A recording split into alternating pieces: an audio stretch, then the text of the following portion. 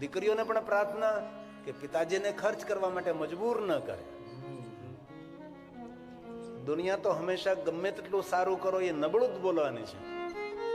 એ સારું બોલવાની અપેક્ષા રાખીએ તો આપણા માટે મૂર્ખતા છે ને. તેથી આજથી દીકરી પારકી નહીં. દીકરીને કહેવાનું કે બેટા ભલે તારા સાસરે બધા જ સુખ છે, પણ ક્યારેય બેટા બે આંસુડા પડવાનું મન થાય ને તો તારા પિયરના દ્વાર ખુલ્લા છે. ભાઈ હંમેશા દીકરીનો આદર કરે, દીકરીનો સન્માન કરે, માન કરે. તેથી થોડુંક આ ગીતમાં બદલાવ કર્યો છે.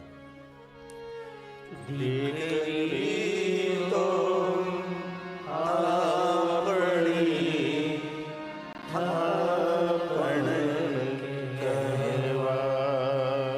દીકરી તો આપણી ખાપણ કહેવાય. પછી બીજી પંક્તિ કેવી છે ખબર? દીકરીને ગાય દોરે ત્યાં જાય. ખોટી વાત.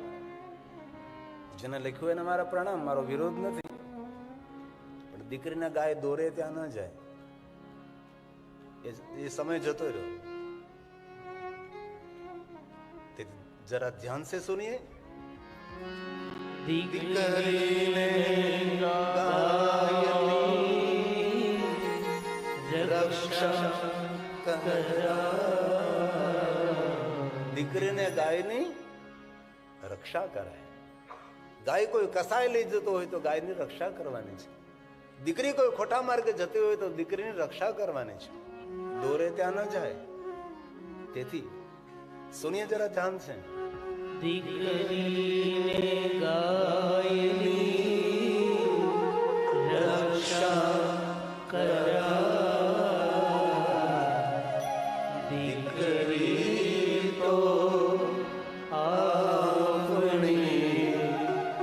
થાપણ કહેવાય. દીકરી તો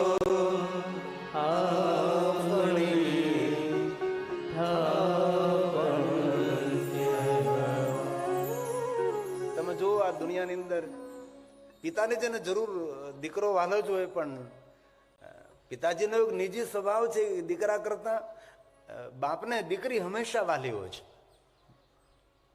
અને દુનિયામાં તમે જોયું તો દીકરો હંમેશા માં જેવો દેખાતો હોય છે, અને દીકરી હંમેશા બાપની અણસાર જ ધારણ કરતી હોય છે. દીકરી બાપ જેવી જ દેખાતી હોય છે. એ દીકરી છે. અને ખૂબ દીકરીને આદર આપજો, દીકરીઓને પ્રેમ આપજો, ખૂબ ભણાવજો, તેને પગભર કરજો. અને મારી દીકરીઓને પણ પ્રાર્થના, ખૂબ ભણજો. તમારું ગૌરવ, તમારા માતા પિતાનું ગૌરવ, તમારા સમાજનું ગૌરવ, તમારા ગામનું ગૌરવ બનજો.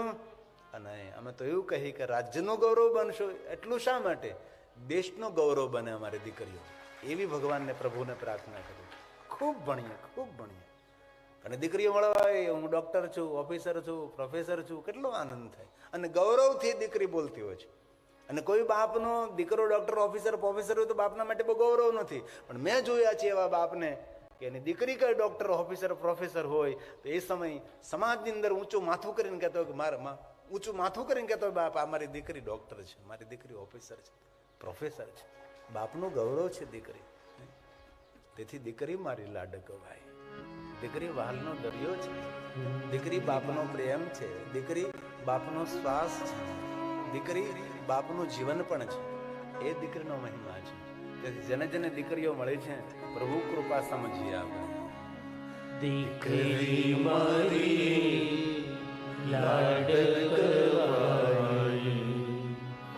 લક્ષ્મીનો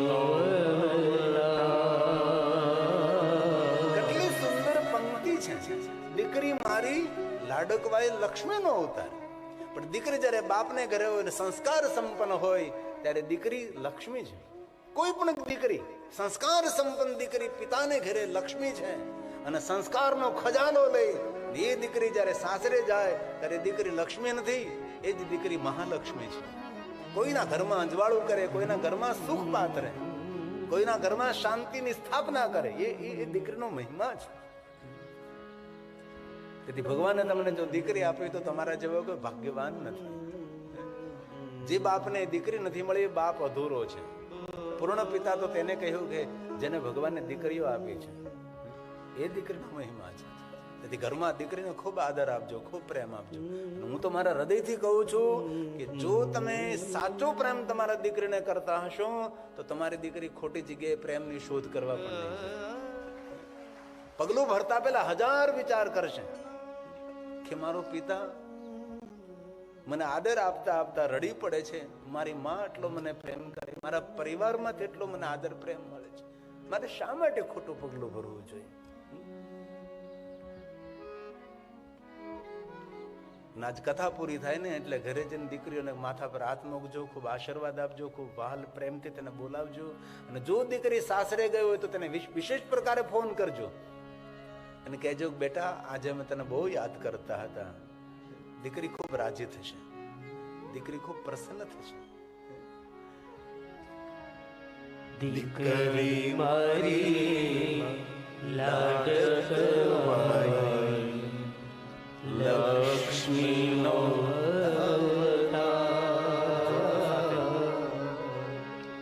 એ સુવે તો રાત પડે જાગે તો સવાર. દીકરી મારી લાડકવાઈ લક્ષ્મીનો